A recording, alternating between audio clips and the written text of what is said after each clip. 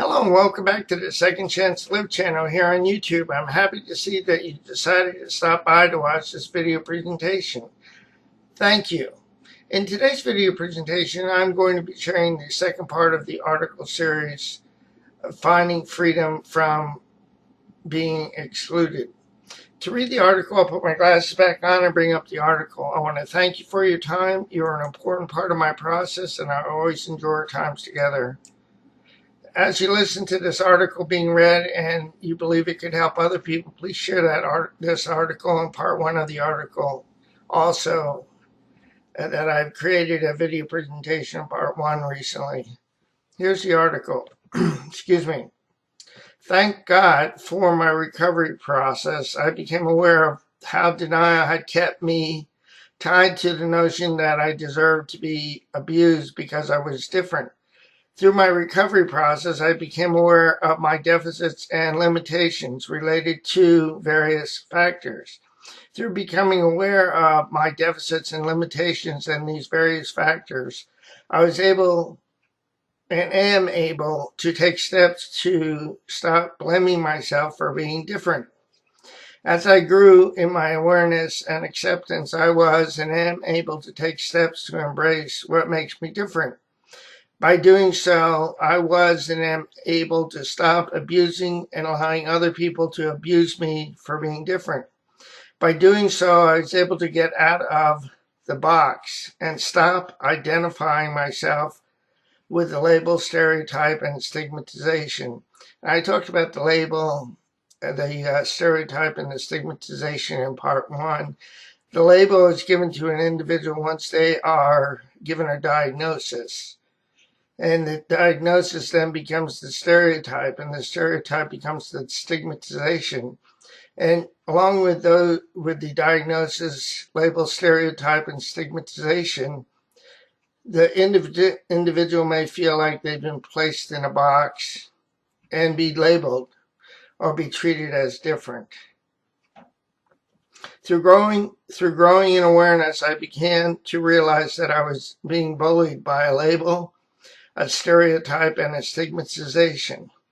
Although I do not like being labeled, stereotyped, or stigmatized because of a lack of information or deliberate ignorance and arrogance, contempt prior to investigation from people in my life, I realize that I am powerless over what other people choose to believe for whatever reason.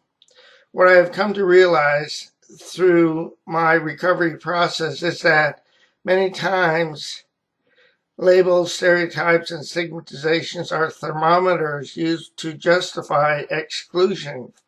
What I discovered through my recovery process is that people who use labels, stereotypes, and stigmatizations to gauge whether or not to include or exclude other people are they themselves limited by the expectations and identification of a box in which they live, which also contains a label, stereotype, and a stigmatization.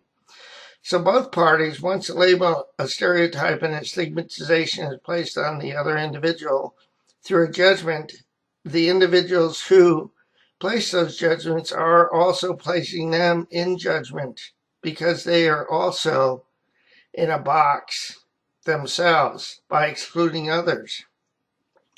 Today's thought: in the event that you find yourself being identified by a box that has been created by a label, a stereotype, and a stigmatization, I have good news. The label, stereotype, stigmatization, and box does not have to define who you are or who I am in this life. We can choose to move beyond the expectations of the box of a diagnosis, a label, a stereotype, and a stigmatization. We can define our identities beyond the box of compartmentalization, and I include a link to what that's about. And essentially, it's talking about being placed in a box and to be limited because of what the box means or the significance of the box.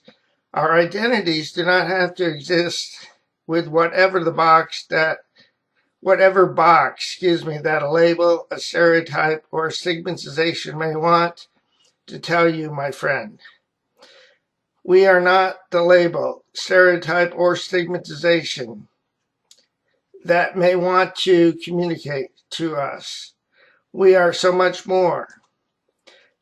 If we have people in our lives who feel the need to exclude us, to feel comfortable in their boxes, then so be it.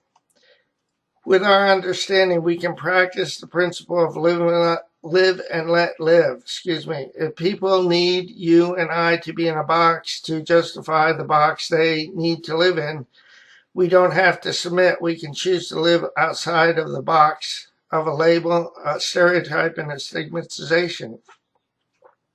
We can choose to challenge the label, the stereotype, and the stigmatization by living our lives beyond the identity of such a box. We can grow in our awareness of the factors that keep us buying into the notion that we deserve to be abused because we are different. We can stop abusing ourselves for being ourselves. We can learn to use what led us to believe that we are different in such a way that will both empower our lives and the lives of the people that we meet who may feel different also. I like this quote, "Do what you can with what you have where you are," by Theodore Roosevelt. In the process of living outside the box of a label, a stereotype, and a stigmatization, we give people who find themselves labeled, stereotyped, and stigmatized the courage to be themselves.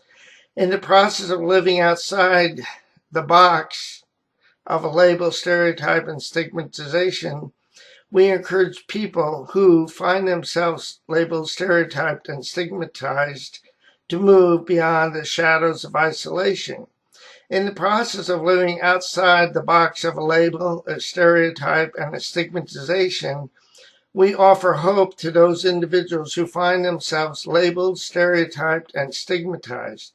In the process of living outside the box of a label, a stereotype, and a stigmatization, we empower change in our world. And here's several quotes that I really like. One by Mahatma